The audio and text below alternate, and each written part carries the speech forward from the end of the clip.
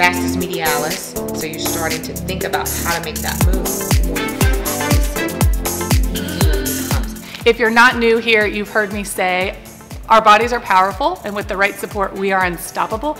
Check out the right support coming at you. Deidre is boss. This is gonna be so good.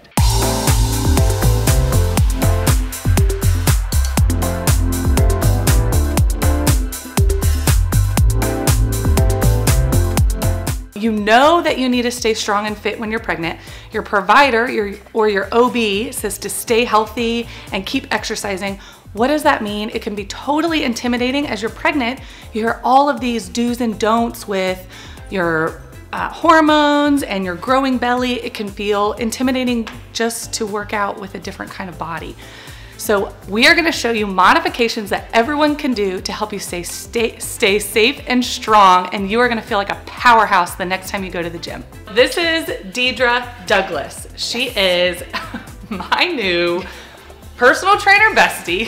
Woohoo! She owns and operates Iron Philosophy here in Roanoke. Is this count as Roanoke? It is, it's Roanoke City. In Roanoke. She's had a baby before. Yes. Which is important to know because teaching someone about pregnancy is one thing, feeling pregnancy and also teaching about it, I think, gives you a unique perspective. And you also are sponsored, and tell me about Les Mills. Yes, so I'm a Reebok sponsored athlete with Les Mills International. We are an organization that teaches a myriad of programs, and 3 of the programs that we offer here at Iron Philosophy are Body Pump, Body Step, and Body Flow. Oh yeah, I've heard Body Pump. Yes, yeah, Body Pump weightlifting class. Yeah. The beauty of being in group fitness is everyone is working on the same goal. Yeah. There is no judgment. Yeah. We all have a path we're on together, and we're doing it together. I would love if you're watching this and you're pregnant and you're either dabbling in a new exercise routine or know that you need to do it. There's a lot of mom guilt already there. Like, I know I need to do a lot of things, but finding group fitness, finding other people who are pregnant, working together for your goal. If you can get into the mindset of you're not competing with other people, you're only working on your own goal, which Deidre loves that. I love that part about this gym. Then I think you might also find a ready-made community right there for you. You're gonna hit multiple birds with one stone on this. You're gonna be working on your labor and your birth techniques, but you're also gonna be working on you and like learning about your new pregnant body as you get stronger and better. So she's gonna tell us and show us with my friend, Samara. Are you gonna get in now? Okay, come on in. Come on in. Come on in. Yes. No, that means I'm you the have to pregnant friend. Close. Yes. She's the pregnant friend. So this is Samara who introduced us, and she loves her trainer, and she followed her trainer here, which is how she found Iron Philosophy. And her trainer is helping her modify workouts so she can still stay strong but also safe, right? Yep. Okay, so you are going to show us how to do some. She is gonna, well, yes, she will show, and then I can do the modified version, and you can do the full version. Okay, cool. I'm excited. Yeah. Great. All right, so what we're gonna have Samara do at this point is a chest fly using our chest fly machine.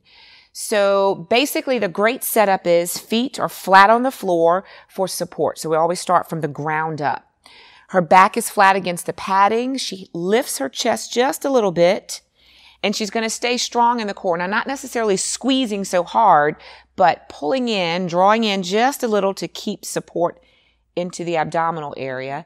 And then she's going to bring the arms straight forward in front, contracting the pecs, and then she releases. The biggest thing to think about with a chest fly is to keep the shoulders down and back and elbows bent.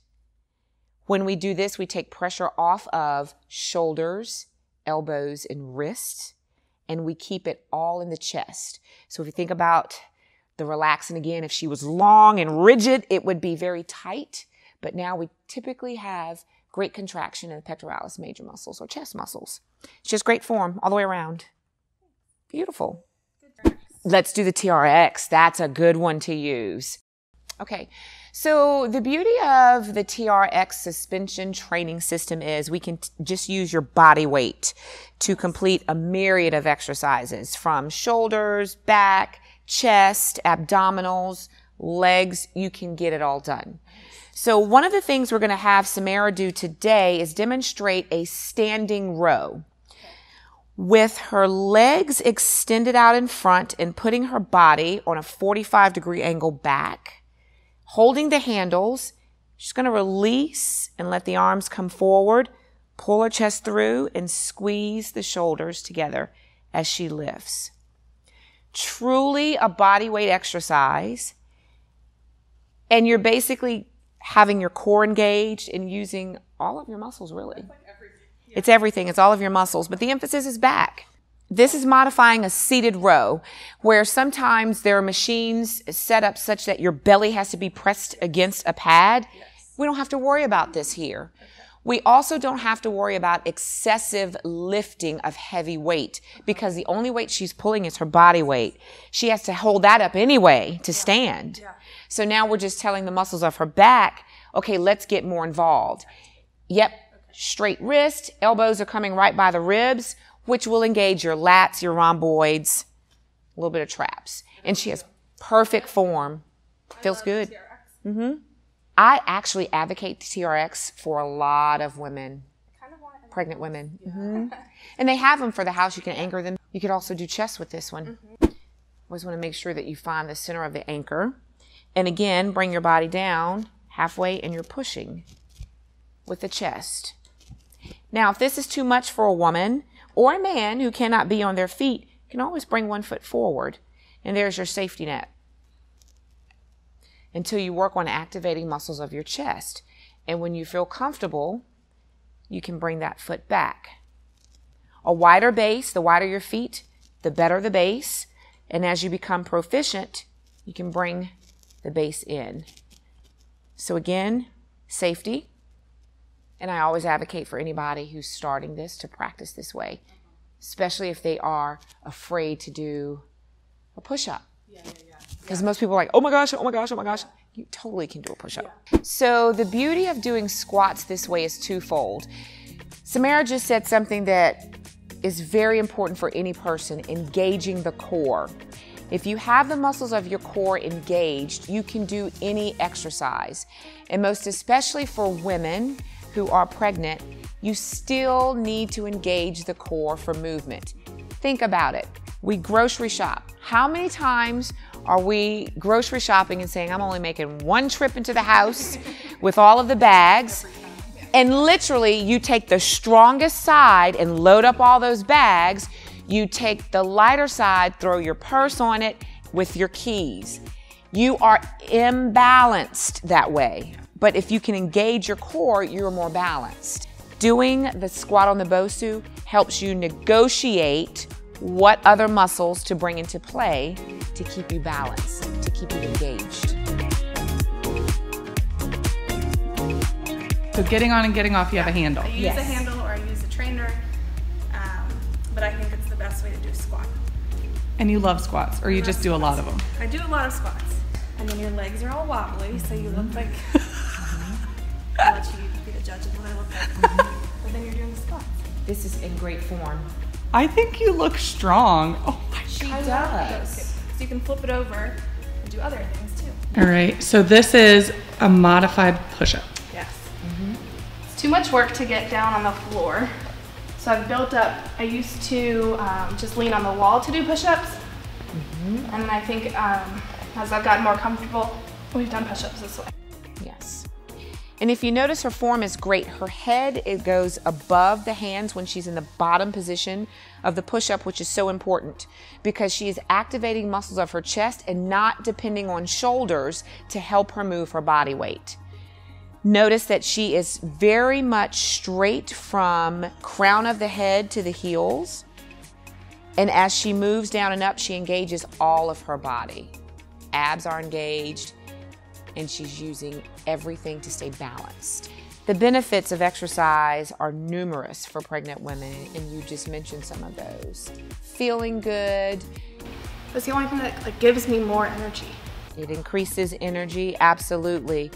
It also helps to release endorphins, the brain-derived neurotrophic protein, which helps you think throughout the day. And with women, and I did a study on this when I was working on my dissertation with children, but when you exercise in the morning, you're actually helping that BDNP release, and so it helps you make decisions. It helps you think. It helps you process information. Throughout the day? Throughout the day, yeah. Generally speaking, if you already have an exercise program in the works and you become pregnant, you can continue with it. There are some caveats to think about. Are you looking to stay in a caloric deficit? Are you looking to lose weight or fat? You really shouldn't do that if you're pregnant. Right. Are you looking to gain excessive muscle? You really shouldn't do that when you're pregnant. Okay. You can still participate in sports, because if you think about it, the amniotic sac, it's a protection mechanism for the baby. Totally. As long as you're not setting yourself up to fall or you're in contact sports, you're good to go. So people shouldn't be judging you if you're walking in and you become pregnant. There's nothing wrong with you. Right. You're bringing another life into the world. So why not introduce that life into something that's healthy? Yeah, totally. You know? Totally. The more I learn, the more like all of your stuff goes into where the baby is. So if you have a sitting down, like I'm pregnant, I can't do anything mentality, your baby is susceptible to growing up like that. Correct. There is research out there, and I have not dived very deep into it, but basically what you're doing as a mom really does set up with the fetus, with that baby, what the baby's gonna do when they are here. Yeah. I truly believe that. Yeah. So even when I was pregnant with my son, I only gained 20 pounds. Hold on. She's had a baby. Yes. A long time ago, so he's 16. What? Yeah, he's 16. I really have. And so at that time, I was really heavy in the career of being a personal trainer. Okay. So I was the example. I was still picking up the 45-pound plates. I was still training men. I was training women. I was pushing people. I was teaching group fitness classes. Gained 20 pounds. From the back, it was like, she's not pregnant. And you walk around, whoosh, it was this big belly. And they're like, oh my gosh, I didn't know you're pregnant. It's like, does it really matter? I'm still the same trainer. I'm still the same person I am. I'm still eating healthy. I'm still working, but I had to modify exercises. No, I'm not going to be squatting 135. I'm not going to vertically load the spine and put that pressure. Right. But I can still squat. Right. I can do a front squat. Right. Goblet squats. I can do all of that stuff. I can still cycle. I can still swim. I can still teach the body pump classes. You just make the modifications, but you can still coach people to be successful, and that's what I did. So if someone isn't already in a workout program, is it still safe to, if they're like, oh my gosh, I really feel like I need to focus on my health, can I start something that I've never done before? You actually can start something. Okay. So here again, you go through an assessment. Okay. You check out everything. You get the medical clearance from a doctor. I highly recommend that. At least 30 minutes of exercise per day, 5 days a week. The American College of Sports Medicine recommends that for anyone. So if you're not doing that, you add that. You add that, and you just take your time. So that's how you know if you're working with someone who knows pregnancy, is they are going slow. They are 30 minutes a day, 5 days a week. They're not trying to max you out on everything because you're bendy and you change when you're pregnant. Yes, you are. Your hormones change a lot, and we have to be respectful of that. Right. You just have to be careful. Know where you are. Right. Know what your body is doing and how to mentally connect with muscles. Whoa, that's intense. So how does someone learn how to mentally connect? Do you work with someone? You do. You work with someone. So you get them to actively think about how to move muscles. So case in point, here's an example. So you and I are just going to hold our arms out in front. Okay. So I want you to really think about what your biceps are going to do. So think, just kind of close your eyes for a second and think biceps. Biceps are the muscles here. So as you lift your arms up, I want you to see if you can make the bicep move without your forearms and fingers moving.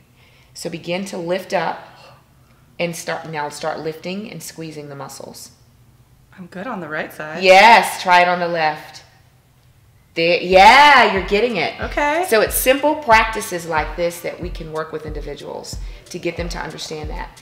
And the more you practice it, the more it becomes prevalent. Same thing with exercise. The more you practice it, the easier it becomes. And you have to mentally connect with your muscles. With your muscles. It's one of the things why when people work out and they're like constantly on their phone, they're distracted. I go, oh gosh, are you paying attention to what you're doing?